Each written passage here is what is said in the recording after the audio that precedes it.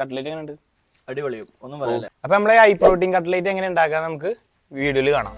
ചിക്കന് boil ചെയ്തിട്ട് grind ചെയ്തത്, oats roast ചെയ്തിട്ട് ഗ്രൈൻഡ് ചെയ്തത്, പൊട്ടറ്റോ ആൻഡ് ക്യാരറ്റ് ബോയിൽ ചെയ്തിട്ട് സ്മാഷ്, ഇഞ്ചി പച്ചമുളക് പേസ്റ്റ്, സവാള, ബട്ടർ, പിന്നെ കുറച്ച് ഉപ്പ്, 3 എഗ് വൈറ്റ്.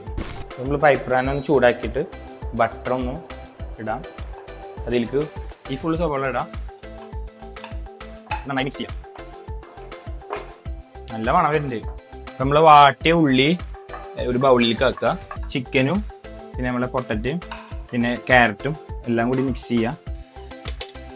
പച്ചമുളക് പേസ്റ്റും ഉപ്പും നന്നായി മിക്സ് ചെയ്യുക. നല്ല മിക്സ് ചെയ്തിട്ട് ജോയിൻ ചെയ്യും. ഇപ്പം നമ്മൾ മിക്സ് ചെയ്ത് വെച്ചാൽ എല്ലാതും ഷേപ്പാക്കി വെച്ചിട്ടുണ്ട്. കട്ട്ലേറ്റ് ഷേപ്പാക്കി വെച്ചിട്ടുണ്ട്. നമ്മളിത് നമ്മൾ ഓട്സും ഈ എഗ് വൈറ്റും വെച്ചിട്ട് നമ്മൾ കട്ട്ലേറ്റ് ഉണ്ടാക്കാൻ പോവാണ്. അപ്പം അതിലേക്ക് നമ്മൾ കുറച്ച് ബട്ടർ ചൂടാക്കുന്നുണ്ട്.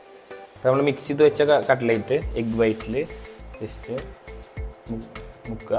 എന്നിട്ട് ഓട്സ് കോട്ട് ചെയ്യുക. നന്നായി കോട്ട് ചെയ്തിട്ട് ബട്ടറിൽ ചൂടാക്കുക.